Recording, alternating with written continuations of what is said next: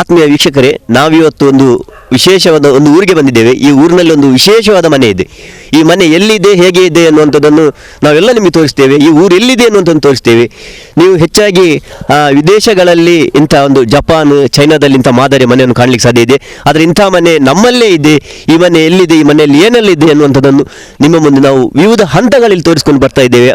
ಅದೇ ರೀತಿ ಈ ಮನೆಯ ಬಗ್ಗೆ ಸಂಪೂರ್ಣ ಮಾಹಿತಿಯನ್ನು ಸಹ ಈ ಮನೆಯ ಮಾಲಕರೇ ಕೊಡ್ತಾರೆ. ಅವರೊಂದು ಆರ್ಟಿಸ್ಟ್ ಆಗಿದ್ದಾರೆ. ಈ ಮನೆಯಲ್ಲಿ ಮೊದಲಾಗಿ ನೀವು ಈ ಮನೆಯಲ್ಲಿ ಏನಿದೆ ಅನ್ನೋದೊಂದು, ಮನೆ ಹೇಗಿದೆ ಅನ್ನೋದು ಮೊದಲು ನೋಡಿ. ಇದು ಮನೆಯಲ್ಲಿ ಏನೆಲ್ಲ ಕಾಣ್ತಾ ಇದೆ. ಮನೆಯ ಎದುರುಗಡೆ ದೊಡ್ಡ ತೆಂಗಿನಕಾಯಿ ಇದೆ. ಅದೇ ರೀತಿ ಕಾಡಿನ ಎಮ್ಮೆಗಳೇ, ಕಾಡು ಕೋಣಗಳಿವೆ. ಅದೇ ರೀತಿ ಮನೆಯ ಮುಂದುಗಡೆ ಮಿಲ್ಟ್ರಿ ಇದ್ದಾರೆ.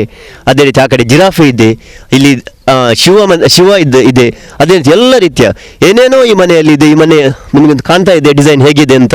ಇದು ಮನೆಯ ಅಥವಾ ರೆಸಾರ್ಟ ಅಥವಾ ಏನು ಜಪಾನ್ನಲ್ಲಿದೆಯಾ, ಚೈನಾದಲ್ಲಿದೆಯಾ, ಅದೆಲ್ಲ ನಿಮಗೆ ಕುತೂಹಲ ಇದೆ. ಬನ್ನಿ, ನಿಮಗೆ ನಾವು ಈ ಮನೆಯಲ್ಲಿ ಏನೆಲ್ಲ ಇದೆ, ಎಲ್ಲಿದೆ ಅನ್ನುವಂಥದ್ದನ್ನು ಸಹ ನಮಗೆ ತೋರಿಸ್ತಾ ಇದ್ದೇವೆ. ಬನ್ನಿ ವೀಕ್ಷಕರೇ, ಮುಂದೆ ನೋಡ್ಕೊಂಡು ಹೋಗಿ.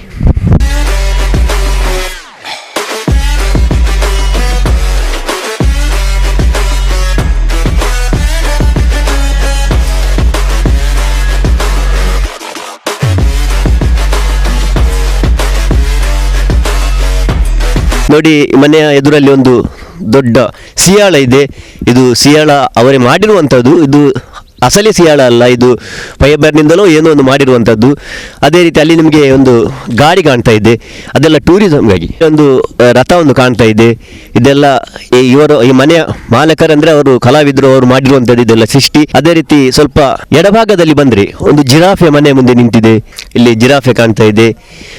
ಅದೇ ರೀತಿ ಬಲಭಾಗದಲ್ಲಿ ಶಿವ ನಿಮಗೆ ಕಾಣ್ತಾ ಇದ್ದಾರೆ. ಇಲ್ಲಿ ಶಿವ ಕೊರಳಿಗೆ ಹಾವನ್ನು ಸುತ್ತಕೊಂಡು ಶಿವ ಒಂದು ಕೈಯಲ್ಲಿ ಅವರೇ ಮಾಡಿರುವಂಥ ಸೃಷ್ಟಿ ಇದೆಲ್ಲ. ಇಲ್ಲಿ ಏನೇನೋ ಸೃಷ್ಟಿಗಳಿವೆ, ಪ್ರಾಣಿಗಳ ಸೃಷ್ಟಿಗಳಿವೆ. ದೇವರ ಇವರು ಆರ್ಟ್ ಮೂಲಕ ಸೃಷ್ಟಿ ಮಾಡ್ತಾ ಇದ್ದಾರೆ. ಅದೇ ರೀತಿ ನೀವು ಎಡಭಾಗಕ್ಕೆ ಬಂದ್ರಿ, ಭಾಗದಲ್ಲಿ ಇಲ್ಲಿ 2 ಕಾಡು ಕೋಣಗಳು ಮನೆ ಎದುರಲ್ಲಿ. ಒಮ್ಮೆಗೆ ಇದನ್ನು ನೋಡಿದರೆ ಜನರು ಹೆದರ್ಕೊಂಡು ಓಡ್ಬೋದು. ಅಷ್ಟೊಂದು ವಸ್ತುಗಳನ್ನು ಇಲ್ಲಿ ಮಾಡಿ ಇಟ್ಟಿದ್ದಾರೆ. ಕಾಡಿನ ಪ್ರಾಣಿಗಳಿವೆ, ನಾಡಿನ ಪ್ರಾಣಿಗಳಿವೆ, ದೇವರುಗಳಿದ್ದಾವೆ, ದೈವಗಳಿದ್ದಾವೆ, ಎಲ್ಲ ಇಲ್ಲಿ ಕಾಣ್ತಾ ಇದೆ. ಒಂದು ಸ್ವಚ್ಛ ಪರಿಸರದಲ್ಲಿ ಸಂಪೂರ್ಣ ಹಸಿರೀಕರಣ ಇರುವಂಥ ಈ ಪರಿಸರ. 2.5 ಸೆನ್ಸ್ ಜಾಗದಲ್ಲಿರುವಂಥ ಇದು ಮನೆ. ಕೇವಲ 2.5 ಸೆನ್ಸ್ ಜಾಗ ಅಂದರೆ ನಮಗೆ ಸೆನ್ಸ್ಗಟ್ಟಲೆ ಜಾಗ ಎಷ್ಟಿದ್ರೂ ಸಹ ನಮ್ಮ ಮನೆ ಕಟ್ಟಲಿಕ್ಕೆ ಯಾವಾಗಲೂ ನಮಗೆ ವಿನ್ಯಾಸ ಸಿಗ್ತಾ ಇಲ್ಲ. ಆದರೆ ಇಲ್ಲಿ ಕೇವಲ 2.5 ಸೆನ್ಸ್ ಜಾಗದಲ್ಲಿ ಈ ಮನೆ ಕಟ್ಟಿರುವಂಥದ್ದು. ಎದುರಲ್ಲಿ ಮಿಲಿಟ್ರಿ ಸೈನಿಕರು ನಿಂತಿದ್ದಾರೆ. ನೋಡಿ, ಸೈನಿಕ ನೀವು ನೋಡ್ತಾ ಇದ್ದೀರಾ. ಇದು ಸೈನಿಕ. ಎದುರುಗಡೆ ಒಂದು ನಾಯಿ ಕೂಡ ಇದೆ ಸೈನಿಕನ ಎದುರಲ್ಲಿ. ಸೈನಿಕ ಈ ಮನೆಯನ್ನು ಕಾಯ್ತಾ ಇದ್ದಾರೆ. ಇದೆಲ್ಲ ಸೃಷ್ಟಿಸಿರುವಂಥದ್ದು ನೀವು ನೋಡ್ತಾ ಇದ್ದೀರಾ. ಅದೇ ರೀತಿ ಸೈನಿಕನ ಮುಂಭಾಗದಲ್ಲಿ ಒಂದು, ಈ ಮನೆಯ ಮುಂಭಾಗದಲ್ಲಿ ಮೊಸಳೆಗಳಿವೆ. ಎರಡು ಮೊಸಳೆಗಳು ಯಾರು ಬರದಂತೆ, ಅಂದರೆ ಕೃತಕ ಸೃಷ್ಟಿಸುವಂಥದ್ದು. ಅವರ ಕೈಚಳಕದಿಂದ ಮೂಡಿ ಬಂದಂತಹ ಮೊಸಳೆಗಳು. ಮನೆಯು ಸಂಪೂರ್ಣ ಗ್ರೀನರಿ ಆಗಿದೆ, ಹಸಿರೀಕರಣ. ವಿವಿಧ ಗಿಡಗಳಿಲ್ಲಿವೆ. ಅಲ್ಲಿ ಸ್ವಲ್ಪ ಮುಂದೆ ಹೋದರೆ ಬಸವ, ಅದೇ ರೀತಿ ಕೊಕ್ಕರೆಗಳು ಎಲ್ಲ ಇದೆ. ನೋಡ್ತಾ ಇದ್ದೀರಾ ನೀವು, ಮನೆಯ ಬಸವನನ್ನು ನೋಡ್ತಾ ಇದ್ದೀರಾ, ಕೊಕ್ಕರೆಗಳನ್ನು ನೋಡ್ತಾ ಇದ್ದೀರಾ. ಇನ್ನು ಮನೆಯ ಆವರಣದೊಳಗೆ ಬುದ್ಧನ ಪ್ರತಿಮೆ ಇದೆ. ಅದೇ ರೀತಿ ಯಕ್ಷಗಾನದ ಕಲಾವಿದರನ್ನು ಸೃಷ್ಟಿಸಲಾಗಿದೆ. ಈ ಕಡೆ ಸ್ವಾಗತ ಕೋರುವಂತಹ ಅಪ್ಸರೆ ಒಬ್ಬರು ನಿಂತಿದ್ದಾರೆ. ಮನೆಯಲ್ಲಿ ನೋಡಿ ಏನೆಲ್ಲ ಇದೆ. ವೀಳ್ಯದೆಲೆ ಕಾಣ್ತಾ ಇದೆ, ಚುಕ್ಕು ಕಾಣ್ತಾ ಇದೆ, ರಾಮುಟನಿದ್ದು ಗಿಡಗಳಿವೆ, ಲಕ್ಷ್ಮಣ ಫಲ, ರಾಮ್ ಫಲ, ಅದೇ ರೀತಿ ಹಿಪ್ಪಲಿಯ ಗಿಡಗಳಿಲ್ಲಿವೆ. ಈ ಕಡೆ ಬ್ಲ್ಯಾಕ್ ಬೇರಿಯ ಗಿಡಗಳಿವೆ, ಫ್ಯಾಷನ್ ಫ್ರೂಟ್ಸ್. ಅಂದ್ರೆ 2.5 ಸೆಂಟ್ ಜಮೀನಿನಲ್ಲಿ ಏನೆಲ್ಲ ಮಾಡಬಹುದು ಎನ್ನುವಂಥದ್ದನ್ನು ಇಲ್ಲಿ ತೋರಿಸಲಾಗಿದೆ. ನಿಮ್ಗೆಲ್ಲವನ್ನು ನಾವು ತೋರಿಸ್ತಾ ಇದ್ದೇವೆ. ಯಾರು ಕೂಡ ದೊಡ್ಡ ಜಮೀನಿಲ್ಲ, ಮನೆ ಕಟ್ಟಲಿಕ್ಕೆ ಸಾಧ್ಯ ಇಲ್ಲ ಅನ್ನುವಂಥದ್ದನ್ನು ಚಿಂತಿಸಬೇಕಾಗಿ ಆಗ್ತಾ ಇಲ್ಲ. ಏನೆಲ್ಲ ಮಾಡಬಹುದು, ಸಣ್ಣ ಖರ್ಚು, ದೊಡ್ಡ ಖರ್ಚು ಸಹ ಇಲ್ಲ. ಮನಸ್ಸು ಬಾದಿ ಎಂಥ ವಿನ್ಯಾಸದ ಮನೆಗಳನ್ನು ಸಹ ಮಾಡಬಹುದು. ಮನೆಯ ಗೋಡೆಯನ್ನು ಸ್ವಲ್ಪ ವೀಕ್ಷಿಸಿ. ಒಂದು ವಿಶೇಷವಾದ ಪೇಂಟಿಂಗ್ನಿಂದ ಅದನ್ನು ಸುಂದರಗೊಳಿಸಲಾಗಿದೆ. ಮನೆಯ ಕಲಾಕೃತಿಗಳನ್ನು ಸ್ವಲ್ಪ ನೀವು ನೋಡಬೇಕು. ಈಗ ನಿಮಗೆ ಮನೆಯ ಗೇಟಿನ ಮುಖಾಂತರ ಮುಂದಕ್ಕೆ ತೆಗೆದುಕೊಂಡು ಹೋಗ್ತಾ ಇದ್ದೇವೆ. ಕಲಾಕೃತಿಗಳನ್ನು ನಿಮಗೆ ತೋರಿಸ್ತಾ ಇದ್ದೇವೆ. ಯಾವ ರೀತಿ ಅವರ ಕೈ ಚಳಕ ಇದೆ ಅನ್ನುವಂಥದ್ದನ್ನು ನಮಗೆ ತೋರಿಸ್ತಾ ಇದ್ದೇವೆ. ಈ ಮನೆ ಎಲ್ಲಿದೆ ಅನ್ನುವಂಥ ಕುತೂಹಲ ನಿಮಗಿದೆ ಅಲ್ಲ, ಕೊನೆಯವರೆಗೂ ಇದನ್ನು ನೋಡ್ಕೊಂಡು ಹೋಗಿ. ಮನೆಯ ಸಂಪೂರ್ಣ ಮಾಹಿತಿ ಇದರಲ್ಲಿ ಏನಿದೆ ಅನ್ನುವಂಥದ್ದನ್ನು ಸಹ ಅವರು ಮಾಹಿತಿ ಕೊಡ್ತಾರೆ. ಬನ್ನಿ ಮುಂದಕ್ಕೆ ಹೋಗೋಣ. ಹಾಗೆ ನಿಮಗೆ ಕರ್ಕೊಂಡು ಹೋಗ್ತಾ ಇದ್ದೇವೆ. ಮುಂಭಾಗದ ಡಿಸೈನ್ ನೋಡಿ. ಮೊದಲು ನೀವು ಗೇಟ್ ನೋಡಬೇಕು. ಅದು ಮನೆಯ ಗೇಟ್ ಅನ್ನು ನಾವು ತೋರಿಸ್ತಾ ಇದ್ದೇವೆ. ಅದೇ ರೀತಿ ಬಾವಿ ಒಂದಿದೆ ಇಲ್ಲಿ. ಅದರಲ್ಲಿ ಸ್ವಚ್ಛ ಮನೆಗೆ, ಸುಂದರ ಪರಿಸರಕ್ಕೆ ಬಾವಿ, ಹಸಿರೀಕರಣ ಎಲ್ಲವಿರುವಂಥದ್ದು. ಮನೆ ಎಂಟ್ರೆನ್ಸ್ ನೋಡಿ ಹೇಗಿದೆ ಅಂತ. ಎಂಟ್ರೆನ್ಸ್ ಇದು ಜಪಾನ್ ಶೈಲಿಯ ಎಂಟ್ರೆನ್ಸ್. ಜಪಾನ್ ಶೈಲಿಯಲ್ಲಿದೆ ಇದೆಲ್ಲ ನೋಡಿ. ಎಂಟ್ರೆನ್ಸ್ ಅಲ್ಲಿ ಹೀಗೆಲ್ಲ ಇಲ್ಲಿ ಇಲ್ಲ. ಇದು ಎಲ್ಲೂ ಇಲ್ಲ, ಆದರೂ ನಮ್ಮಲ್ಲಿ ಇದೆ ಅನ್ನೋದು ನಮಗೆ ಒಂದು ಖುಷಿಯ ವಿಚಾರ. ನೀವು ನೋಡಲೇಬೇಕು ಈ ಮನೆಯನ್ನು. ನೋಡಿ ಹೇಗೆಲ್ಲ ಕಾಣ್ತಾ ಇದೆ ಅಂತ. ಇನ್ನು ಮನೆ ಒಳಗೆ ಬಿಡಿ ಹೋಗೋಣ ಬನ್ನಿ. ಈಗ ನೋಡಿ ಮನೆಯ ಬಾಗಿಲಲ್ಲಿ ನಾವಿದ್ದೇವೆ. ಮನೆಯ ಬಾಗಿಲಿನಲ್ಲಿ ಒಂದು ಯಾವ ರೀತಿಯ ಕಲಾಕೃತಿಯನ್ನು ಮಾಡಿದ್ದಾರೆ ಬಾಗಿಲಲ್ಲಿ. ಇದೆಲ್ಲ ನೋಡಿ ಹೇಗೆಲ್ಲ ಇದೆ ಅನ್ನುವಂಥದ್ದು. ನೋಡಿ ಕಲಾಕೃತಿಗಳು. ಎಂಟ್ರೆನ್ಸ್ ನೋಡಲಿಕ್ಕೆ ಒಂದು ಖುಷಿ. ಇದು ಏನು ಅಂತ ಬನ್ನಿ ಒಳಗಡೆ ಹೋಗೋಣ. ಈಗ ನಾವು ಒಳಗಡೆ ಇದ್ದೇವೆ. ಇದು ಮನೆಯ ಒಳಗಡೆ ಪ್ರವೇಶಿಸಿದಾಗಲೇ ಕಾಣುವಂಥದ್ದು. ಇದು ಕೊರೋನಾ ಭೂತ ಅಂತ ಎನ್ನುವಂಥದ್ದು ಹಾಗೆ ಕಾಣ್ತಾ ಇದೆ. ಅವರಲ್ಲೇ ಕೇಳೋಣ. ಇದು ಕೊರೋನಾ ಅವರ ಕೈಯಲ್ಲಿದೆ. ವಿಕೃತವಾದ ಮನುಷ್ಯ ಇಲ್ಲಿದ್ದಾರೆ. ಅದ ಮನೆಯ ಸಂಬಂಧಿಕರೇನಂತ ಕೇಳೋಣ. ಕಿಚನ್ ನೋಡಿ, ಅದರಲ್ಲಿ ಕಿಚನ್ ಇದೆ. ಕೊರೋನಾದ ಭೂತ ಕೊರೋನಾವನ್ನು ಹಿಡ್ಕೊಂಡು ಕೂತಿದೆ. ಅದರ ನಂತರ ಬಲಭಾಗದಲ್ಲಿ ನೋಡಿ ಮನೆ ಒಳಗಡೆ ಗುಡ್ಡ ಇದೆ, ದೊಡ್ಡದೊಂದು. ಗುಡ್ಡದೊಳಗೆ ಟಿವಿ ಇದೆ, ಗಣಪತಿ ದೇವರಿದ್ದಾರೆ, ಅದೇ ರೀತಿ ಅಕ್ವೇರಿಯಂ ಇದೆ. ಇದೆಲ್ಲವನ್ನು ಒಂದು ಮನೆಯೊಳಗೆ ಹೇಗೆ ಸೃಷ್ಟಿಸಲಿಕ್ಕೆ ಸಾಧ್ಯ ಅನ್ನುವಂಥದ್ದು 2 ಸೆನ್ಸ್ ಮನೆಯಲ್ಲಿ. ಅದು ಸಹ ನೋಡಿ ಮನೆಯ ಮಾಲೀಕರು ಅಂದರೆ ಅವರು ಕಲಾವಿದರು ದಿನೇಶ್ ಅವರಿದ್ದಾರೆ ನಮ್ಮ ಜೊತೆ. ಈ ಮನೆಯನ್ನು ವೀಕ್ಷಿಸಲಿಕ್ಕೆ ಇವತ್ತು ಒಂದು ವಿಶೇಷವಾಗಿ, ಅದಲ್ಲದ್ರೆ ಒಂದು ಅನಿರೀಕ್ಷಿತವಾಗಿ ಒಂದು ಅತಿಥಿ ಬಂದಿದ್ದಾರೆ. ಅವರು ಪಜೀರ್ ಚರ್ಚಿನ ಪಾಲನಾ ಮಂಡಳಿ ಉಪಾಧ್ಯಕ್ಷರು ಬಂದಿದ್ದಾರೆ. ನೋಡಿ ಒಲೆರೆನ್ ಡಿಸೋಜ, ಅವರಿಗೆ ಸಹ ಈ ಮನೆ ನೋಡಬೇಕು ಅಂತ ಆಸೆ ಇತ್ತು, ಹಾಗೆ ಬಂದಿದ್ದಾರೆ. ಅವರೆಲ್ಲ ಮಾತನಾಡೋಣ ನಾವು. ಅದಕ್ಕಿಂತ ಮೊದಲು ನಾವು ಸ್ವಲ್ಪ ಮೇಲೆ ಹೋಗಿ ಬರ್ತೇವೆ. ನಾವೀಗ ಮನೆ ಒಳಗಡೆ ಇದ್ದೇವೆ. 2 ಸೆಂಟಿನಲ್ಲಿ ಜಮೀನಿನಲ್ಲಿ ನಿರ್ಮಿಸಿದಂತಹ ಮನೆ. ಕೆಳಭಾಗದಲ್ಲಿ ಕಿಚನ್ ತೋರಿಸಿದ್ದೇವೆ, ಟಿವಿ ಇಡೋ ಜಾಗ, ಎಂಟ್ರೆನ್ಸ್ ಎಲ್ಲವನ್ನು ತೋರಿಸಿದ್ದೇವೆ. ಇದು ಮೇಲ್ಭಾಗದಲ್ಲಿ 2 ರೂಮಿನ ಮನೆ ಇದು ಕೇವಲ. ಇದು ನೋಡಿ ಮನೆಯೊಳಗೆ ಪಿಸ್ತೂಲ್ ಇದೆ. ಇದು ಅವರ ಮಕ್ಕಳಿಗಾಗಿ ಅವರೇ ಮಾಡಿರುವಂಥದ್ದು ಆಟಿಕೆ. ಅದೇ ರೀತಿ ಇಲ್ಲಿರುವಂಥದ್ದು ನೋಡಿ, ಇಲ್ಲಿ ಒಂದು ಗಣಪತಿ ದೇವರ ಚಿತ್ರ ಇದಿದೆ, ಮೂರ್ತಿ. ಇದು ಸಹ ಅವರೇ ಮಾಡಿರುವಂಥದ್ದು. ಇದು ಕಂಚಿನದ್ದು, ಅದರಲ್ಲಿ ಹಿತ್ತಾಳೆ ಎಲ್ಲ ಮಿಕ್ಸ್ ಇದೆ. ಇದು ಬೆಡ್ರೂಮ್ ನೀವು ನೋಡ್ತಾ ಇರುವಂಥದ್ದು. ಬೆಡ್ರೂಮ್ನ ಮೇಲೆ ಕಿಟಕಿಯಲ್ಲಿ ಸಹ ವಿಭಿನ್ನ ರೀತಿಯ ಕಿಟಕಿಗಳು, ಅದರ ಮೇಲೆ ಏನೇನೋ ಮಾಡಿಟ್ಟಿದ್ದಾರೆ, ಮೊಳಗಳಿವೆ, ಏನೆಲ್ಲವನ್ನು ಇಟ್ಟಿದ್ದಾರೆ ನೋಡ್ಕೊಳ್ಳಿ ಸ್ವಲ್ಪ. ಅದೇ ರೀತಿ ಬೆಡ್ರೂಮನ್ನು ಯಾವ ರೀತಿ ಮಾಡಿದ್ದಾರೆ ಎಲ್ಲವನ್ನು ಈ ಮನೆಯೊಳಗೆ ಮಾಡಿದ್ದಾರೆ. ಈ ಬೆಡ್ರೂಮ್ ನೀವು ನೋಡ್ತಾ ಇದ್ದೀರಾ ನೋಡಿ. ಮನೆಯ ಕಿಟಕಿಗಳು ಸಹ ವಿಶೇಷ ರೀತಿಯಲ್ಲಿ ವಿನ್ಯಾಸ ಮಾಡಲಾಗಿದೆ. ಇದಕ್ಕೆ ಏನೆಲ್ಲ ಬಳಸಲಾಗಿದೆ, ಹೇಗೆ ಮಾಡಿದ್ದಾರೆ ಎಲ್ಲವನ್ನು ನಾವು ನಿಮಗೆ ತಿಳಿಸ್ಕೊಡ್ತಾ ಇದ್ದೇವೆ. ಅವರೇ ನಿಮಗೆ ಮಾಹಿತಿ ಕೊಡ್ತಾರೆ. ಮನೆಯ ಸ್ಟೆಪ್ಗೆ ಅಂದರೆ ಮೇಲ್ಛಾವಣಿಗೆ ಬರುವಾಗ ಒಂದು ವಿಶೇಷ ರೀತಿಯಲ್ಲಿ ಆನೆಯ ಮುಖ ನಮ್ಮನ್ನು ಸ್ವಾಗತಿಸ್ತದೆ. ಆನೆಯ ಕಾಲು ಸಹ ಇದೆ. ಮೋಸ್ಟ್ಲಿ ಆನೆ ಆ ಕಡೆ ಇರಬೇಕು ಅನ್ನೋ ಗೊತ್ತಿಲ್ಲ, ನೋಡಬೇಕಷ್ಟೇ. ನೀವು ಬರುವಂಥ ಒಂದು ಸ್ಟೆಪ್ ನೋಡ್ಬೋದು. ಕಬ್ಬಿಣದಿಂದ ಮಾಡಿರುವಂಥದ್ದು, ಕಬ್ಬಿಣ ಮತ್ತು ಕೆಲವೊಂದು ಇದನ್ನು ಬಳಸ್ಕೊಂಡು ಮಾಡಿರುವಂಥದ್ದು. ಅದು ಏನೆಲ್ಲ ಮಾಡಿದ್ದಾರೆ ಅಂತ ಅವರೇ ಹೇಳಬೇಕು, ನಾವು ನಿಮಗೆ ತೋರಿಸ್ತೇವೆ ಅಷ್ಟೇ. ಮೇಲ್ಛಾವಣಿಯಲ್ಲಿ ಒಂದು ಹುಲಿಯ ತಲೆ ನಿಮಗೆ, ಅದು ಅವರೇ ನಿರ್ಮಿಸಿರುವಂಥದ್ದು, ಅವರ ಕೈಚಾಲಕದಿಂದ ಬಂದಂಥದ್ದು. ಇನ್ನು ಎದುರು ಭಾಗದಲ್ಲಿ ನೋಡ್ಬೋದು ನೀವು ಒಂದು ವಿಶೇಷವಾದ ವಿನ್ಯಾಸ. ಒಂದು ಮಗು ನೀರಿನ ಮೇಲೆ ನಿಂತಿದೆ. ಅದೇ ರೀತಿ ಇನ್ನೊಂದು ಕಲಾಕೃತಿ ಸಹ ಅಲ್ಲಿದೆ. ಇಲ್ಲಿ ಮಕ್ಕಳೆಲ್ಲ ಬರ್ತಾರೆ ಎನ್ನುವಂಥ ಕಾರಣಕ್ಕೆ ಗೇಟ್ ಹಾಕಿಟ್ಟಿದ್ದಾರೆ ಅವರು. ಈಗ ನೀವು ಮನೆಯಲ್ಲೆಲ್ಲ ನೋಡಿದ್ದೀರಿ, ಏನೆಲ್ಲಿದೆ, ಆನೆ, ಕುದುರೆ ಎಲ್ಲವನ್ನು ನಾವು ತೋರಿಸಿದ್ದೇವೆ. ಈಗ ಮನೆ ಯಾವ ರೀತಿ ನಿರ್ಮಾಣ ಆಯಿತು, ಹೇಗೆ ನಿರ್ಮಾಣ ಮಾಡಿದರು, ಇದರ ಬಗ್ಗೆ ಅವರು ಯಾವ ಮೆಟಲನ್ನು ಬಳಸಿದ್ದಾರೆ ಎಲ್ಲವನ್ನು ಸಹ ಈ ಮನೆಯ ಮಾಲೀಕರು ಅಂದರೆ ಕಲಾವಿದರಾಗಿರುವಂಥ ಒಂದು ಅದ್ಭುತ ಕಲಾವಿದರು ಅವರು ಇದ್ರ ಬಗ್ಗೆ ಮಾಹಿತಿ ನೀಡ್ತಾರೆ. ದಿನೇಶ್ ಅವರು ನಮ್ಮ ಜೊತೆ ಇದ್ದಾರೆ. ಹೇಳಿ ದಿನೇಶ್ ಅವರ ಮನೆ ಬಗ್ಗೆ. 15 ವರ್ಷ ಆಯಿತು ನಾನು ಇದು ವರ್ಕ್ ಸ್ಟಾರ್ಟ್ ಮಾಡಿ. ನನ್ನ ಕನಸಿನ ಮನೆ ಅಂತ ಹೇಳ್ಬೋದು. ನಂದು ಕನಸು ಎಲ್ಲಿತ್ತು ಮಾಡಬೇಕು ಹೇಳಿಕೊಂಡು. ಅಂದರೆ ಇನ್ನು ತುಂಬ ಕಡೆ ನಾನು ವರ್ಕ್ ಮಾಡಿದ್ದೇನೆ. ಸಾಧಾರಣ ನಮ್ಮ ಕರ್ನಾಟಕ ರಾಜ್ಯದಲ್ಲಿ ಕೆಲವು ಕಡೆ ವರ್ಕ್ ಮಾಡಿದ್ದೇನೆ. ಎಂಥ ವರ್ಕ್ ನೀವು ಮಾಡ್ತಿದ್ದೀರಿ? ಇದು ಈ ಸಿಮೆಂಟಲ್ಲಿ ಡಿಸೈನ್, ಫೈಬರಲ್ಲಿ ಮತ್ತು ಕ್ಲೇಯಲ್ಲಿ, ಈ 2D work, 3D work, sculptures, ಸ್ಟ್ಯಾಚರ್ಸ್. ಕಲಾವಿದರು ಅಂತ ಹೇಳ್ತಾರೆ, ಅದು ಏನು, ಅದು ಕಲಾವಿದರು ಯಾವ ರೀತಿಯ ಕಲಾವಿದರು ತಾವು? ಇದಕ್ಕೆ ಹೆಸರು ಕೊಡಲಿಕ್ಕೆ ಕಷ್ಟ. ಅಂದರೆ ಎಲ್ಲ ರೀತಿ ವರ್ಕ್ ಮಾಡ್ತೇನೆ ನಾನು ಆ್ಯಕ್ಚುಲಿ. ಅಂದರೆ ಆಗ ಈ ವೇಸ್ಟ್ ಮೆಟೀರಿಯಲ್ ಯಾವುದೆಲ್ಲ ಉಂಟು ಅಂಥದ್ರೆಲ್ಲ ಅಂದರೆ ಡಿಫ್ರೆಂಟ್ ವರ್ಕ್ ಎಲ್ಲ ಮಾಡುವಂಥ. ಮನೆ ಈ ರೀತಿ ಅಂದರೆ ಮನೆಯೊಳಗೆ ಏನೇನಿದೆ ನೋಡುವಾಗ ಹೆದರಿಕೆ ಆಗ್ತದೆ, ಜನರಿಗೆ ಖುಷಿ ಆಗಬೇಕು, ಏನು ಅಂತ ಗೊತ್ತಿಲ್ಲ ಯಾವ ರೀತಿ ಇದು ಎಂತ. ಅಂದರೆ ಇದು ಆ್ಯಕ್ಚುಲಿ ನಾನೀಗ ಒಂದು ಮಡಿಕೇರಿ ಒಂದು ಕೇವ್ ಹೌಸ್ ಅಂತ ಮಾಡಿ ನೆಲದ ಅಡಿಯಲ್ಲಿ ಮನೆ. ಆಗ ಅದಕ್ಕೆ ಸಂಬಂಧಪಟ್ಟ ಅದೊಂದು ಕೇವ್ದೊಂದು ಡಿಸೈನ್ ಮಾಡಿದೆ. ಕೆಲವು ಕೇಳ್ತಾರೆ ನೀವೇನೆಲ್ಲ ಮಾಡ್ತೀರಿ ಕೇಳುವಾಗ ಎಲ್ಲ ಹೇಳಲಿಕ್ಕೆ ಕಷ್ಟ ಆಗ್ತದೆ. ನಮ್ಮ ಮನೆಯಲ್ಲಿ ಹಾಗೆ ಈಗ ಮನೆಯಲ್ಲಿ ಒಂದು ನಿಮಗೆ ಇದಕ್ಕೆ ಹೆಸರು ಕೊಡಿ, ಕಲಾ ಕೇಂದ್ರ ಅಂತ ಹೆಸರು ಇದ್ದೇನೆ. ಹಾಗೆ ಇಲ್ಲಿ ನಿಮಗೆ ಒಂದೊಂದು ಐಟಮ್ ತೋರಿಸಿದ್ದೇನೆ, ನಿಮಗೆ ಸ್ವಲ್ಪ ಹೇಳಿ ಆಗಿಲ್ಲ. ನಾನು ಫೋಟೋ ತೋರಿಸೋದು ಅದು ಇದು ಇನ್ನೂ ಸಹ ಕೆಲವು ವರ್ಕ್ ಮಾಡ್ತಾ ಇದ್ದೇನೆ ಆಲ್ರೆಡಿ. ಹಾಗೆಲ್ಲ ಮನೇಲಿ ಇದ್ದರೆ ಹಾಗೆ ತುಂಬ ಈಸಿ ಆಗ್ತದೆ. ಆಲ್ಮೋಸ್ಟ್ ಅವರಿಗೆ ಒಂದು ಐಡಿಯಾ ಸಿಗ್ತದೆ, ಹೀಗೆಲ್ಲ ಮಾಡ್ಬೋದು, ಇಂಥದ್ರಲ್ಲಿ ಮಾಡ್ಬೋದು ಹೇಳ್ಕೊಂಡು. ಅದಕ್ಕೋಸ್ಕರ ಇದೊಂದು ಮನೆಯೊಂದು ಈ ರೀತಿ ಮಾಡಿದ್ದೇನೆ. ಅಂದರೆ ಎಷ್ಟು ಸೆನ್ಸ್ ಜಮೀನಲ್ಲಿದೆ? ಇದೀಗ 3.5 ಸೆನ್ಸಲ್ಲಿ 2 ಸೆನ್ಸಲ್ಲಿ ಮನೆ ಮಾಡಿದ್ದೇನೆ. 2 ಸೆನ್ಸಲ್ಲಿ ಮೇಲೆ ಕೆಳಗೆ ಬೆಡ್ರೂಮ್ ಮಾಡಿದ್ದೇನೆ. ಮತ್ತು ಮೇಲೆ ಮಕ್ಕಳಿಗೆ ಕ್ಲಾಸ್ ಕೊಡಲಿಕ್ಕೆ ಅಂತ ಸಣ್ಣ ತರಬೇತಿ ಕೊಡಲಿಕ್ಕೆ ಅಂತ ಅದೊಂದು ವರ್ಕ್ಶಾಪ್ನಾಗೆ ಮಾಡಿದ್ದೇನೆ. ಅಲ್ಲಿ ಬೇಕಾದ್ರೆ ಹೋಗೋದು ತೋರಿಸ್ತೇನೆ ನಾನು. ಹೌದು, ಈಗ 2 ಸೆನ್ಸಲ್ಲಿ ಮಾಡಿದ ಮನೆ ಇದು ಎಷ್ಟು ಸ್ಕ್ವೇರ್ ಫೀಟ್ ಇದೆ? ಇದು 1000 ಸ್ಕ್ವೇರ್ ಫೀಟ್. ಮೇಲೊಂದು 500, ಮೇಲ್ಗಡೆ 500, ಟ್ರಾನ್ಸ್ಫರ್ ಮಾಡಿಬಿಟ್ಟು. ಒಂದು ಕೋಟಿವರೆಗೆ ಖರ್ಚಾಗಿರ್ಬೋದು. ಇಲ್ಲಪ್ಪ, ಇದು ನಿಮಗೆ ಸಾಧಾರಣ ಒಂದು ನಾನೇ ಮಾಡಿದೆ, ಕೊರೋನಾ ಟೈಮಲ್ಲಿ ನಾನು ಮಾಡಿದೆ. ಅದಕ್ಕೆ ಕೊರೋನಾ ಒಂದು ಸ್ಕಲ್ಪ್ಚರ್ ಮಾಡಿದೆ, ಅಂದರೆ ಮನುಷ್ಯನ ಯಾವ ಬುದ್ಧಿಯಲ್ಲಿ ಕೊರೋನಾ ಬಂತು ಹೇಳಿಕೊಂಡು ಅದಕ್ಕೆ ಆ ಮನುಷ್ಯನಿಂದು ಹುಲಿಯ ಮುಖ, ಸಿಂಹದ ಮುಖ, ಮತ್ತು ನರಿಯ ಕಿವಿ, ಕೋಣದ ಅಂತಂದರೆ ಒಂದು ಈ ವಿಕೃತ ವಿಷಯದಲ್ಲಿ ಕೊರೋನಾ ಬರಲಿಕ್ಕೆ ಕಾರಣ ಮನುಷ್ಯ ಸರಿಯಾಗಿದ್ದಲ್ಲಿ ಬರಲಿಕ್ಕಿಲ್ಲ ಇದ್ದು, ಮತ್ತು ಮನುಷ್ಯನಿಗೆ ಒಂದು ಹೆದರಿಕೆಲ್ಲ ಕೊರೋನಾ ಜಾಸ್ತಿ ಇದ್ದು, ಇದು ಹೆದರಿದ್ರೆ ಇಮಿಡಿಯೇಟಲ್ಲಿ ಸರಿ ಕ್ಯೂರ್ ಆಗ್ತಿದ್ದೇನೆ ಕಾಣ್ತದೆ. ಹಾಗೆ ಒಂದು ಕಾಲ್ಪನಿಕ ಕೂತ್ಕೊಂಡು ಮಾಡಿದರೆ ಮನೆಯಲ್ಲಿ ಇರುವಾಗ ಕೆಲಸ ಇಲ್ಲದಾಗ ಫ್ರೀ ಇದ್ದಾಗ ಮಾಡಿ. ಇದು ಆ್ಯಕ್ಚುಲಿ ಮನೆ ಮಾಡಿದೆ ಕೊರೋನಾ ಟೈಮಿಗೆ. ಹಾಗೆ ಇಷ್ಟ ಆದರೆ ಆಯ್ತು, ಇಲ್ಲದ್ರೆ ಭಾರಿ ಕಷ್ಟ ಇತ್ತು, ಹೊರಗಡೆ ವರ್ಕ್ ಮಾಡೋ ಟೈಮ್ ಸಿಗೋದಿಲ್ಲ ಇತ್ತು. ಅಂದರೆ ಎಷ್ಟು ಖರ್ಚು? ಒಂದು 25 ಲಕ್ಷ 20 ಲಕ್ಷ ಹಾಗೆ? ಇಲ್ಲ, ನಾನು ಬ್ಯಾಂಕಿಂದ ಒಂದು 15 ಲಕ್ಷ ತೆಗೆದಿದ್ದೆ. ಮತ್ತು ನಮ್ಮ ಬ್ರದರ್ ಸ್ವಲ್ಪ ಕಮ್ಮಿಗೆ ಜಾಗ ಕೊಟ್ಟ, ನಮ್ಮ ಅಣ್ಣ. ಮತ್ತು ಒಂದು ನಾವೇ ಸ್ವಲ್ಪ ಕೆಲಸ ಮಾಡಿ ಎಲ್ಲ ಮಾಡಿಕೊಂಡು ಅದೇ ಒಂದು 30-35 ಲಕ್ಷ ರೂಪಾಯಿ ಆಗಿರ್ಬೋದು. ಇದು ಏನು ಅಂತ ಸ್ವಲ್ಪ ನೀವು ಹೇಳಬೇಕು. ಇದು ಅದರ ಮುಖ ಒಂದು ಏನು ಒಂದು ಮುಖ ವಿಚಿತ್ರ ಉಂಟು. ಇದು ಸಿಂಹದ ಮನುಷ್ಯನಿಗೆ ಒಂದು ಕೋಪ ಬರ್ತದೆ, ಅದು ಕೋಪದಲ್ಲಿ ಕೆಲಸ ಹಾಳಾಗಿ ಒಂದೊಂದು ಆಗಲಿ ಕಾರಣ. ಮತ್ತೆ ಈ ಕೆಲವು ಕಿವಿಯಲ್ಲಿ ಕೇಳ್ತಾರೆ, ನಾನು ನರಿ ಕಿವಿ ಅಂತ ಹೇಳ್ತಾರಲ್ಲ, ಅದಕ್ಕೆ ನರಿ ಕಿವಿಯಾಗಿ. ಮತ್ತೆ ಅದು ಕೂಡ ಕೋಣದ ತಲೆ. ಮತ್ತೆ ನೋಡಿ ಮನುಷ್ಯ ತಿನ್ಲಿಕ್ಕೆ ಅಂತ ಹೇಳಿ ಒಂದು ಉದಾಹರಣೆ ಕೊಡ್ತದೆ, ಡ್ರಾಗನ್ ಆಗಿ ಮಾಡಿದಲ್ಲ, ಅಂದ್ರೆ ಎಂತ ಎಲ್ಲ ಆಗ್ತಂದ್ರೆ ಇನ್ನೂ ಸ್ವಲ್ಪ ಹೆಚ್ಚು ವರ್ಕ್ ಅರ್ಧ ಅದು ತುಂಬಾ ಇದೆ. ಮತ್ತೆ ಕೊರೋನಾ ಮುಗಿತಲ್ಲ, ಹಾಗೆ ಬಾಕಿ ಅದು ಹೊಟ್ಟೆಯಲ್ಲಿ ಏನೋ ಬಂದಿದೆ ಅಲ್ಲಿ ಇಲ್ಲಿ ಅದು ಅಂತ ಅದು ಹೊಟ್ಟೆಲಿ ಒಂದು ಇರ್ತಲ್ಲ, ಹೊಟ್ಟೆಗೋಸ್ಕರ ಇಲ್ಲಿ ಇದು ಅದಕ್ಕೆ ಕೊರೋನಾ ತೋರಿಸಿದೆ, ಅಂದ್ರೆ ಕೊರೋನಾ ಅವನ ಕೈಯಲ್ಲೇ ಉಂಟು ಹೇಳಿಕೊಂಡು.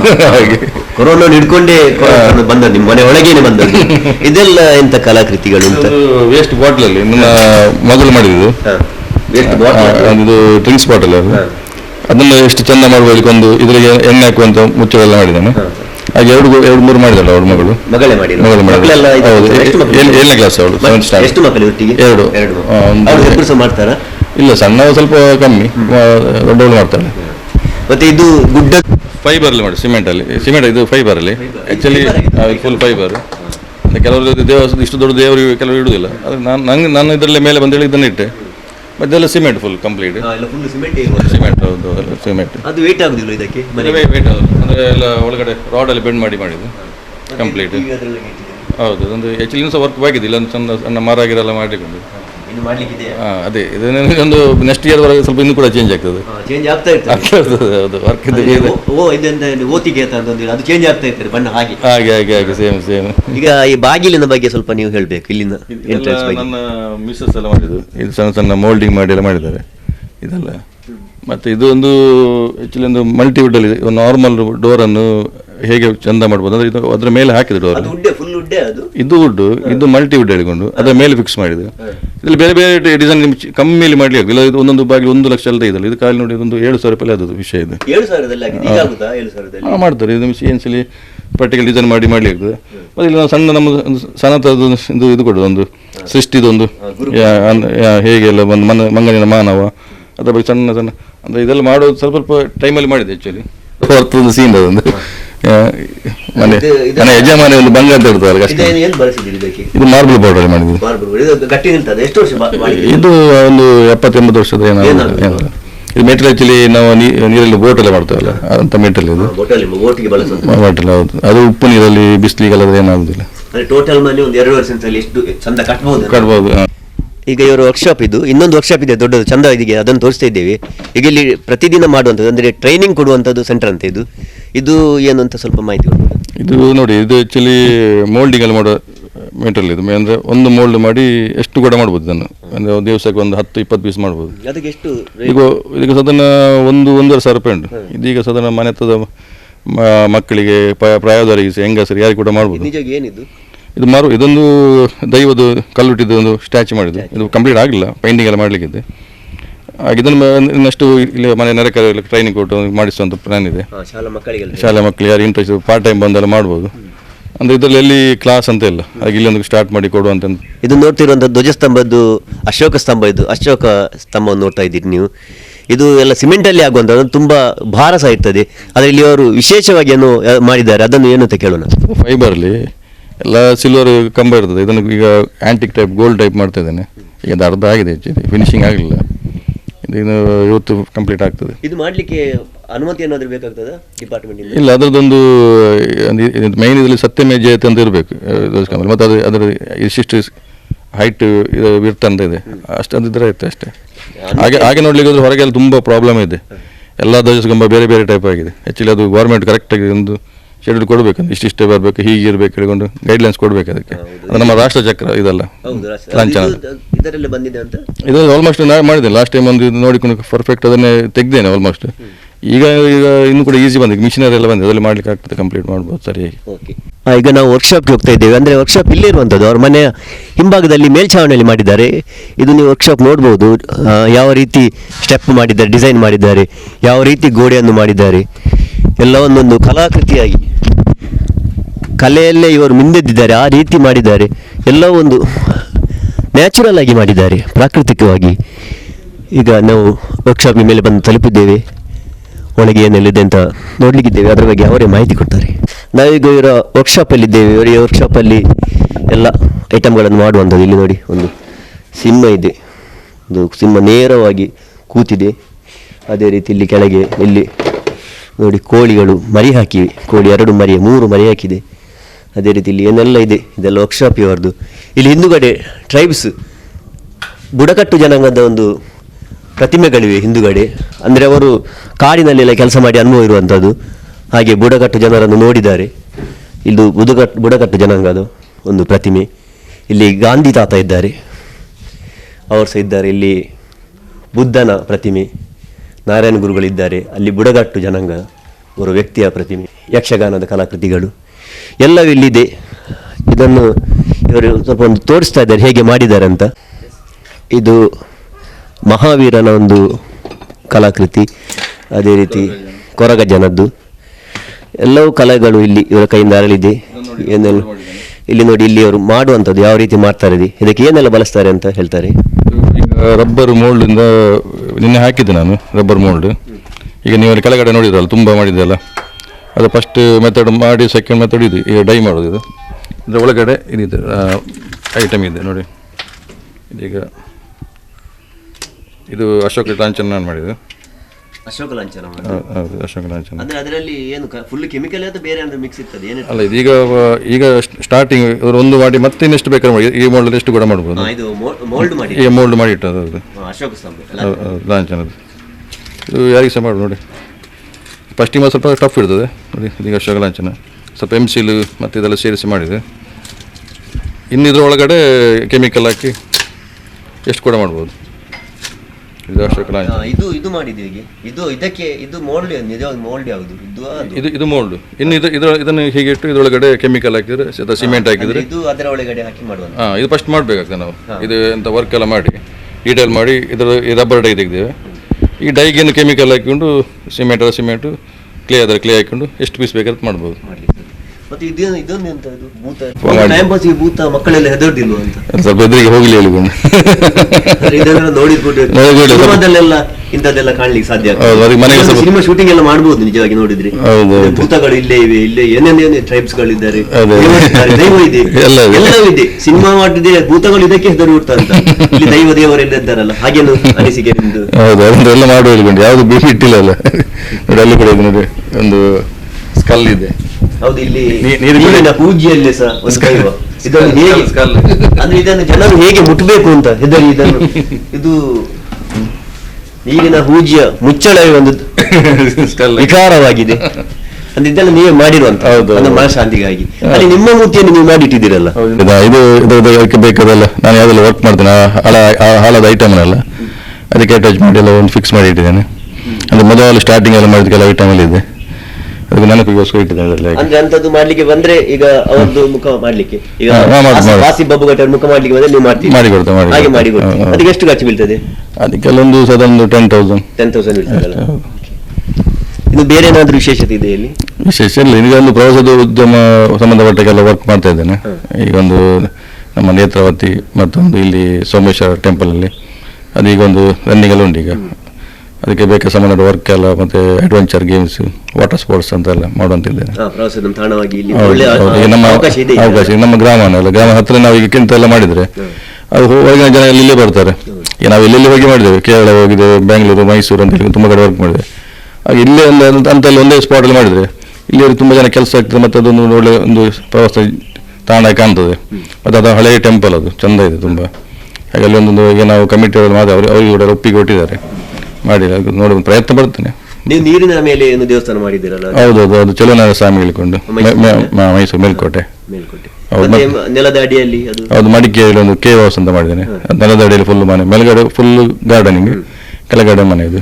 ಅಂತ ಕಲಾಕೃತಿಗಳು ಕೆಲವೊಮ್ಮೆ ತಮಿಳುನಾಡಲ್ಲೆಲ್ಲ ಕಾಣ್ಲಿಕ್ಕೆ ಸಿಗ್ತದೆ, ಇಂಥದ್ದೆಲ್ಲ ಕೇರಳದಲ್ಲಿ. ಹೌದೌದು, ಕರ್ನಾಟಕದಲ್ಲಿ ಬಾರಿ ಕಮ್ಮಿ ಕಮ್ಮಿ. ಅದಕ್ಕೆ ಇಲ್ಲೆಲ್ಲ ಸ್ವಲ್ಪ ಒಂದು ಈಗ ಮಾಡಿದ್ರು. ಈಗ ಫಾದರ್ನವ್ರು ಬಂದಿದ್ದಾರೆ, ಅವ್ರದ್ದು ಕೂಡ ಒಂದು ಜಾಗ ಇದೆ, ಅವ್ರು ಅದಕ್ಕೆ ಬಂದದ್ದು. ಅವ್ರಿಗೆ ಒಂದು ರೆಸಾರ್ಟ್ನಾಗೆ ಮಾಡ್ಬೇಕಂತ ಪ್ಲಾನಿಂಗ್ ಕೊಟ್ಟಿದ್ದಾರೆ. ಅವ್ರಿಗೆ ಕೆಲವು ನನ್ನ ಐಡಿಯಾಸ್ ಕೊಟ್ಟಿದ್ದೇನೆ.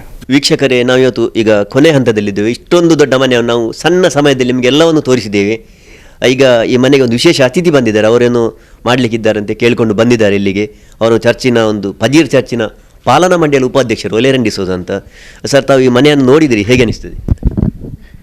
ನಾನು ತುಂಬ ವರ್ಷ ಆಯಿತು ಇಂಥ ಮನೆ ಎಲ್ಲೂ ನೋಡಲಿಲ್ಲ, ನಾನು ನೋಡಲಿಲ್ಲ ಕೇಳಲಿಲ್ಲ. ನಾನು ಕೇಳಿದರೆ ನೋಡಬೇಕು ಅಂತ ನೋಡಿ ಬಂದೆ. 2.5 ಸೆನ್ಸಲ್ಲಿ ಏನೆಲ್ಲ ಮಾಡ್ಬೋದು, ಯಾವ ರೀತಿ ಮಾಡ್ಬೋದು, ಆ ಮನೆಗೆ ಯಾವುದೆಲ್ಲ ಉಪಯೋಗ ಮಾಡ್ಬೋದು ಅಂತೇಳಿ ನಾನು ನಮ್ಮ ಸನ್ಮಾನ್ಯ ದಿನೇಶ್ ಅವರಿಂದ ನಾನು ಕಲಿಬೇಕಾದ ವಿಷಯ ತುಂಬ ಇದೆ. ಅಂದರೆ ಈಗ 2.5 ಸೆನ್ಸ್ ಜಾಗ ಪಂಚಾಯತ್, ನೀವು ಪಂಚಾಯತ್ ಉಪಾಧ್ಯಕ್ಷರಾಗಿದ್ದೀರಿ, ಈಗ ಮೆಂಬರ್ ಆಗಿದ್ದೀರಿ, ಸದಸ್ಯರಾಗಿ. 2.5 ಸೆನ್ಸ್ ಜಾಗ ಕೊಡುವಾಗ ಅದು ಬೇಡ, ಸಾಕಾಗುದಿಲ್ಲ ಅಂತ ಜನ ಹೇಳ್ತಾರೆ. ಅಂದರೆ ಇಲ್ಲಿ 2.5 ಸೆನ್ಸ್ ಜಾಗದಲ್ಲಿ ಏನೇನೋ ಇದೆ, ಇದರ ಬಗ್ಗೆ ನಿಮ್ಗೆ ಏನು ಅನಿಸ್ತೀವಿ? ಅಲ್ಲ, ನಾನು 2.5 ಸೆನ್ಸ್ ಕೊಡುವಾಗ ಅಷ್ಟೇನಾ ಅಂತ ಕೇಳುವ ನಮ್ಮ ಪಂಚಾಯತಿಂದ. ಅಂದರೆ ಅದು ಏನಾಗಿದೆ ಅಂದರೆ ಜನರಿಗೆ ದೊಡ್ಡ ಜಾಗದಲ್ಲಿ ಮಾಡ್ಬೋದು ಅಂತೇಳಿ, ಸಣ್ಣ ಜಾಗದಲ್ಲಿ ಏನು ಮಾಡ್ಬೋದು ಅಂತೇಳಿ ನಾವು ದಿನೇಶ್ ಅವರನ್ನು ಕೇಳಿದರೆ ಅಲ್ಲಿಂದ ತಿಳ್ಕೊಂಡು ಈಗ ನಾನು ನೋಡಿ ತಿಳ್ಕೊಂಡೆ.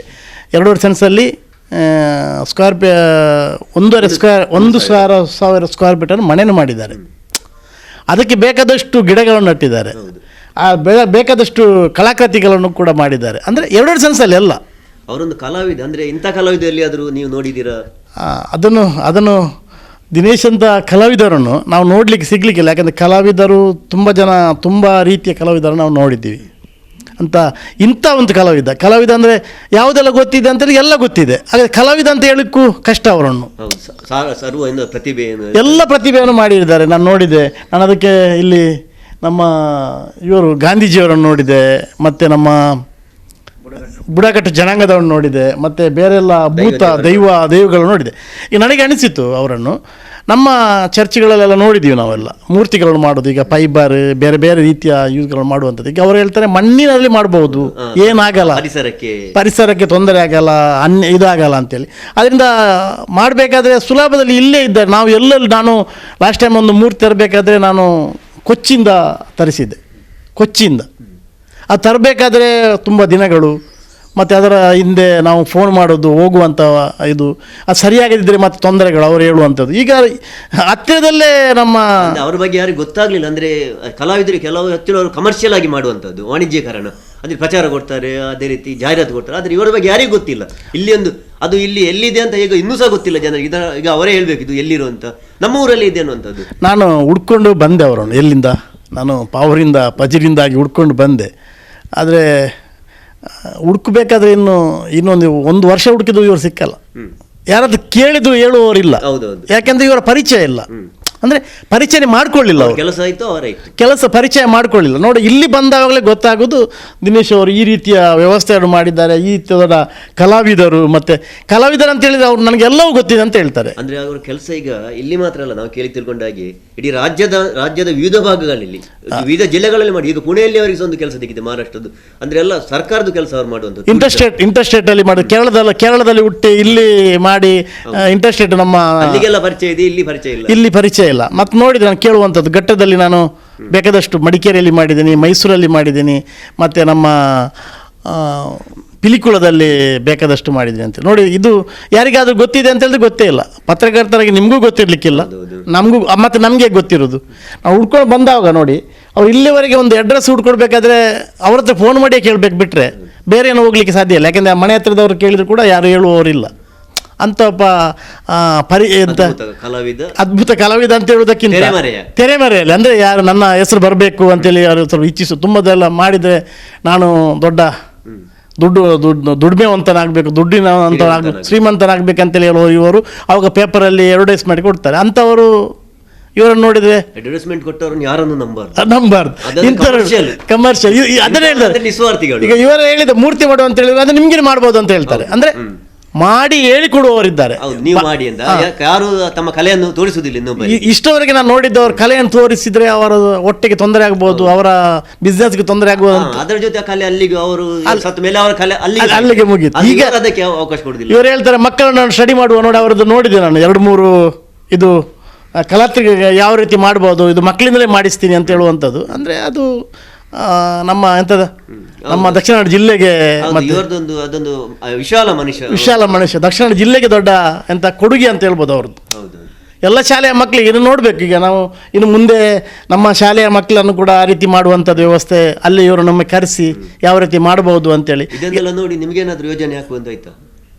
ಖಂಡಿತ ಆಯಿತು. ಯಾಕೆಂದರೆ ನಾನು ಎಲ್ಲ ಒಂದು ಹೊರಟೆ, ಬೇರೆ ಕೆಲಸಕ್ಕೆ ಹೊರಟೆ. ಅದು ಈಗ ನೋಡುವಾಗ ಇವರೊಟ್ಟಿಗೆ ನಿಂತು ಏನಾದರೂ ಮಾಡೋಣ, ಮುಂದೆ ಏನಾದರೂ ಮಾಡ್ಬೋದು, ಏನಾದರೂ ಪ್ರವಾಸೋದ್ಯಮ ಮಾಡ್ಬೋದು, ಪ್ರಪಂಚಕ್ಕೆ ಪರಿಚಯಿಸ್ಬೋದು ಅಂತೇಳಿ ಆಯಿತು. ಹಾಗೆಂದರೆ ದಿನೇಶ್ ಅವರಿಗೆ ನಾನು ಸೆಲ್ಯೂಟ್ ಹೊಡಿತಾ ಇದ್ದೀನಿ. ಇದು ಈಗ ಎಲ್ಲಿ ಅಂತ ಗೊತ್ತಾಯ್ತಾ ನಿಮಗೆ? ಇದು ಬಂದ ಪ್ಲೇಸ್ ಗೊತ್ತಾಯ್ತಾ? ನಾನು ಇನ್ನೊಮ್ಮೆ ಬರಬೇಕಾದ್ರೆ ಹುಡ್ಕೊಂಡು ಬರಬೇಕಾಗುತ್ತದೆ ಫೋನ್ ಮಾಡಿ. ಅಂದರೆ ನಾವು ಇದು ಊರಲ್ಲಿ ಹುಟ್ಟಿ ಇದೇ ಪ್ಲೇಸ್ಗೆ ಬರಬೇಕಾದ್ರೆ, ಇನ್ನೊಮ್ಮೆ ಬರಬೇಕಾದ್ರೆ ದಿನೇಶ್ ಅವರು ಎಲ್ಲಿದ್ದೀರಿ ನೀವು, ಯಾವ ಪ್ಲೇಸ್ ಅಂತ ಹೇಳಿಕೆ ಬರಬೇಕು. ಅಂಥ ಪರಿಸ್ಥಿತಿಯಲ್ಲಿ ಅವರು ಪರಿಸರದಲ್ಲಿ ಅವರು ಇದ್ದಾರೆ. ಅದು ನಾನು ನೋಡಿದೆ. ನಮ್ಮ ದೇರ್ಲಕಟ್ಟೆಯಿಂದ ಒಳಗೆ ಬಂದು ಪನ್ನೀರ್ ಚರ್ಚಿನ ಮುಂಭಾಗದಿಂದ ಬಂದು ಸಾಧಾರಣ ಎಂತ ಹೇಳ್ತಾರೆ, ಮಡ್ಯಾರ್ ಪರಾಶಕ್ತಿ ದೇವಸ್ಥಾನದ ಮುಂದೆ ಸ್ವಲ್ಪ ಮುಂದೆ ಬರುವಾಗಲೇ ಅವರ ಪರಿಚಯ ಆಗ್ಬೋದು. ಈಗ ಅವರು ಇನ್ನು ಮುಂದೆ ಅವರಲ್ಲಿ ನಾನು ರಿಕ್ವೆಸ್ಟ್ ಮಾಡ್ತಾ ಇದ್ದೇನೆ, ದೊಡ್ಡದೊಂದು ಕಲಾಕೃತಿ ಮಾಡಿ ಅಲ್ಲೊಂದು ಬೋರ್ಡ್ ಹಾಕೋದು ಒಳ್ಳೆಯದು. ಅಲ್ಲಿ ರಸ್ತೆ ಬದಿಯಲ್ಲಿ ಏನೋ 2 ಬುದ್ಧನ ಪ್ರತಿಮೆ ಮತ್ತು ಆದರೆ ಮಾಡಿದ್ದಾರೆ. ಅದರಲ್ಲಿ ಹೆಸರಿಲ್ಲ. ಹೆಸರು ಈಗ ಬುದ್ಧನ ಪ್ರತಿ ಎಲ್ಲರೂ ಮಾಡ್ಬೋದು, ಯಾರು ಮಾಡಿದ್ರೆ ಅಂತ ಗೊತ್ತಿರಬೇಕಲ್ಲ. ಅಲ್ಲೇ ಇರೋದೊಂದು ದೊಡ್ಡ ಇವರ ಕಂಪನಿಯ ಇವರ ಏನು ಹೆಸರು ಇದೆ ಅದನ್ನು ಹಾಕಿದರೆ ಉತ್ತಮ. ದಿನೇಶ್ ಅವರಂತ ನನ್ನ ಹೌದು ಸಲಹೆ ನಿಮಗೆ. ನಾನು ನಿಮಗೆ ಸಲಹೆ ಕೊಡುವಷ್ಟು ದೊಡ್ಡವನು ಆಗಲಿಲ್ಲ. ಯಾಕೆಂದರೆ ನಿಮ್ಮಂಥ ದೊಡ್ಡವರು ಇನ್ನೂ ಈ ಪ್ರಪಂಚದಲ್ಲಿ ಬರ್ತಾರಾ ಇಲ್ವೋ ಅಂತ ಗೊತ್ತಿಲ್ಲ. ಯಾಕೆಂದರೆ ಎಲ್ಲರೂ ಬರುವುದೇ ಅಂದರೆ ಸ್ವಂತ ಹಣ ಒಟ್ಟಿಗೆ ಏನು ಬೇಕು ಅದು ಮಾತ್ರ ಬರೋದು. ನೀವು ಈಗ ಇಡೀ ಪ್ರಪಂಚಕ್ಕೆ ಅದನ್ನು ಪರಿಚಯ ಮಾಡ್ತೀರಾ, ಮಕ್ಕಳಿಗೆ ಪರಿಚಯ ಮಾಡಿಸ್ತೀರಾ. ನಾನು ನಿಮಗೆ ನಮ್ಮ ಚರ್ಚ್ ವತಿಯಿಂದ ಮತ್ತು ನಮ್ಮ ಪಾವರ್ ಪಂಚಾಯತ್ ವತಿಯಿಂದ ಕೂಡ ಧನ್ಯವಾದ ಹೇಳಲಿಕ್ಕೆ ಇಚ್ಛಿಸ್ತೇನೆ ನಾನು. ಧನ್ಯವಾದಗಳು. ಈಗ ನೀವು ಎಲ್ಲವನ್ನು ಕೇಳಿದಿರಿ, ಎಲ್ಲ ನೋಡಿದಿರಿ, ಅವಲೇರನವರು ಮಾತನ್ನು ಸಹ ಕೇಳಿದಿರಿ. ಈಗ ಇದು ಎಲ್ಲಿದೆ ಅಂತ ಕೆಲವರಿಗೆ ಜಪಾನ್, ಚೈನಾ ಹೀಗೆಲ್ಲ ಬರ್ತದೆ. ಆದರೆ ಇದು ಭಾರತದಲ್ಲಿ ಎಲ್ಲಿ? ಉಳ್ಳಾಲ ತಾಲೂಕಿನಲ್ಲಿರುವಂಥದ್ದು. ಉಳ್ಳಾಲ ತಾಲೂಕಿನ ಅದು ಅಡ್ರೆಸ್ಸನ್ನು ಅವರೇ ಹೇಳ್ತಾರೆ. ಇದು ಕೋಟೆಕಾರ್ ಪಟ್ಟಣ ಪಂಚಾಯತ್ ವ್ಯಾಪ್ತಿಯಲ್ಲಿದೆ. ಅದರ ಅಡ್ರೆಸ್ಸನ್ನು ಇವರೇ ಹೇಳ್ತಾರೆ. ದಿನೇಶ್ ಅವರನ್ನು ಕೇಳಿ ತಿಳ್ಕೊಣ. ಇದೆ ಇಲ್ಲಿ ನಮ್ಮ ಕೋಟೆಕಾರ್ ಗ್ರಾಮದಲ್ಲಿ ನಡಾರ್ ಮಡ್ಯಾರ್ ಕೋಟೆಕಾರ್ ಬೀರಿ ಇಲ್ಲಿ ಅಂಗನವಾಡಿ ಶಾಲೆ ಇದೆ. ಅಲ್ಲಿ ಪಕ್ಕದಲ್ಲಿ ಬಂದರೆ ಮಂಗಳೂರಿನಿಂದ ಬರಲಿಕ್ಕೆ ಎಷ್ಟು ಕಿಲೋಮೀಟರ್ ಆಗುತ್ತೆ? ಇಲ್ಲಿ ಸದಾ ಒಂದು 16 ಕಿಲೋಮೀಟರ್ ಆಗ್ತದೆ. ಮಂಗಳೂರಿಂದ ಎಲ್ಲಿಗೆ ಬಂದು ಎಲ್ಲಿ ಬರಬೇಕು? ಮಂಗಳೂರಿಗಿಂದ ಕೋಟೆಗಾರ ಬೀರಿಗೆ ಬಂದು ಒಳಗಡೆ ಬರ್ಲಿಕ್ಕೆ ಆಗ್ತದೆ. ಅಲ್ಲಿ ಪರಶಕ್ತಿ ಟೆಂಪಲ್ ಕೇಳಿದರೆ ಹೇಳ್ತಾರೆ. ಅಲ್ಲಿ ಯಾರು ಸಾಧಾರಣ ಜನಗಳಿಗೆ ಗೊತ್ತಿದೆ. ಅದು ಇನ್ನು ಇವರು ಹೇಳಿದಾಗ ಒಂದು ಬೋರ್ಡ್ ಹಾಕ್ತೇನೆ, ಒಂದು ಬೋರ್ಡ್ ಹಾಕಿ ಸಾಧಾರಣ ಬೇಗ ಪರಿಚಯ ಆಗ್ಬೋದು. ಈ ಕಡೆಯಿಂದ ದೇರ್ಲಕಟ್ಟೆಯಿಂದ ಬಂದರೆ ಈಸಿ ಆಗ್ತದೆ. ಇಲ್ಲಿಂದ ಒಂದು 2 ಕಿಲೋಮೀಟರ್ ದೇರ್ಲಕಟ್ಟೆ ಜಂಕ್ಷನ್ ಬಂದು ದೇರ್ಲಕಟ್ಟೆ ಪಾನೀರ್ ರೂಟ್ ಅಂತ ವೀಕ್ಷಕರು. ಇದು ಮಂಗಳೂರಿನಿಂದ ಬರುವವರು ಕೋಟೆಕಾರ್ ಬೀರಿಯ ಒಳಗೆ ಬಂದ್ರೆ ಪರಾಶಕ್ತಿ ದೇವಸ್ಥಾನಕ್ಕೆ ಮೊದಲೇ ಸಿಗ್ತದೆ. ಮೊದಲೇ ಇವರದೊಂದು ಅಲ್ಲಿಂದ ಅಂಗನವಾಡಿ ಇದೆ. ಅಂಗನವಾಡಿ ಹತ್ರ ಒಂದು ಕಾಂಕ್ರೀಟ್ ರೋಡ್ ಇದೆ. ಅದರ ಒಳಗಿಂದ ಬಂದ್ರೆ ಸಿಗ್ತದೆ, ಕಚ್ಚಾ ರೋಡ್ ಸಿಗ್ತದೆ. ಇಲ್ಲಿ ಅವರ ಮನೆ ಇದೆ. ಅದೇ ರೀತಿ ಫೋನ್ ಮಾಡಿ ಬರ್ಬೋದು. ಅದೇ ರೀತಿ ಮ್ಯಾಂಗ್ಳೂರ್ ಯೂನಿವರ್ಸಿಟಿ ಆಗಿ ಆ ಕಡೆ ಬರುವಂತವ್ರು ದೇರ್ಲಕಟ್ಟೆ ಒಳಗೆ ಬಂದು ಪಾನೀರ್ ದಾಟಿ ಪರಾಶಕ್ತಿ ದೇವಸ್ಥಾನ ದಾಟಿ ಮುಂದೆ ಬರುವಾಗ ರೈಟ್ ಸೈಡ್ ಅಲ್ಲಿ ಒಂದು ಅಂಗನವಾಡಿ ಸಿಗ್ತದೆ. ಅಂಗನವಾಡಿ ಹತ್ತಿರದಲ್ಲಿರುವಂತಹ ಕಾಂಕ್ರೀಟ್ ರೋಡ್ ಅಲ್ಲಿ ಇಲ್ಲಿಗೆ ಬರ್ಬೋದು. ಇವರ ಫೋನ್ ನಂಬರ್ ಸಹ ನೀವು ತಗೊಳ್ಬಹುದು. Phone number 9141 9141 444482 444482 9141 444482. ಈ ನಂಬರ್ ಅನ್ನು ಸಹ ನೀವು ಇಟ್ಕೊಳ್ಳಿ. ಏನಾದರೂ ಕೆಲಸ ಇದ್ರೆ ಅವರನ್ನು ನೇರವಾಗಿ ಸಂಪರ್ಕಿಸಿ ಇಲ್ಲಿ ಬರ್ಬೋದು. ವೀಕ್ಷಕರೇ, ನೀವು ಇದೆಲ್ಲ ನೋಡ್ಕೊಂಡಿದ್ದೀರಿ. ನಿಮಗೆ ಹೇಗೆ ಅನಿಸ್ತಾ ಇದೆ ಅನ್ನುವಂಥದ್ದನ್ನು ನಾವು ಯೋಚನೆ ಮಾಡ್ಕೊಳ್ಳಿಕ್ಕೆ ಸಾಧ್ಯ ಇಲ್ಲ. ಎಲ್ಲವನ್ನು ನೀವು ನೋಡ್ಕೊಂಡಿದ್ದೀರಿ. ಎಲ್ಲ ಮನೆ ಇಂಥ ವಿಶೇಷ ಕಾರ್ಯಕ್ರಮಗಳನ್ನು ನಮಗೆ ನಾವು ಆಗಾಗ ಎಲ್ಲದು ಇದ್ರೆ ತೋರಿಸ್ತಾ ಇರ್ತೇವೆ. ಅದುವರೆಗೆ ನೀವು ನಿರಂತರವಾಗಿ ಪುಸ್ತಕಗಳನ್ನು ನೋಡಿ ಬೆಂಬಲಿಸಿ ಅಂತ ನಾವು ನಿಮ್ಮ ಹತ್ರ ಕೇಳ್ಕೊಳ್ತಾ ಇದ್ದೇವೆ.